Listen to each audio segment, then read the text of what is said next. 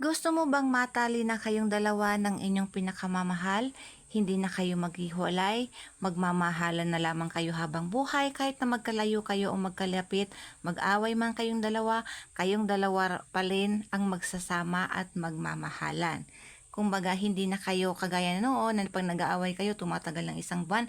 Ngunit ito, kahit anong away nyo, maya't maya magbabati rin kayo kaagad at hindi na yan makakahanap ng iba pa ang inyong target kasi nakatali na yan sa inyo sa pamamagitan ng ritual ni ito. So gagawin mo ang ritual ni ito sa araw ng Biyernes ng alas 6 ng hapon lamang. So alas 6 ng hapon ng araw ng Biyernes. Tapos pwede nyo muulit-ulitin kada Biyernes.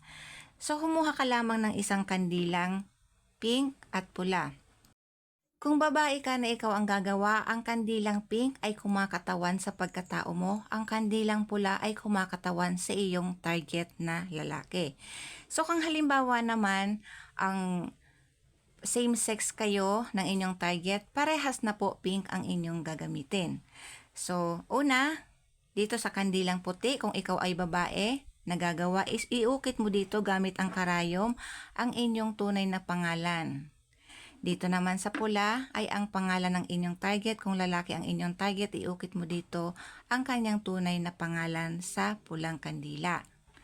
Pagkatapos mong maukit gamit ang karayom, pwedeng pin, pwedeng pako, basta matulis, kumuha ka ng isang dahon ng laurel at iguhit mo ang sigil na ito na siyang tutulong sa iyo upang makamtan mo. Kumbaga ang sigil na ito ay para ito sa love, sa mga obsession spell, matutulungan kayo nito, napakamisan nito.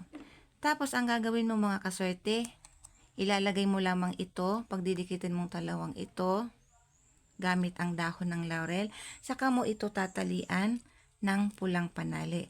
So kahit anong klaseng panali, basta kulay pula, ay pwede mong gamitin. Kahit sinulid pa yan, ay magagamit mo. So halimbawa natali mo na, ganito na ang magiging itsura niya mga kaswerte. Ang gawin mo, sindihan mo na ang dalawang ito.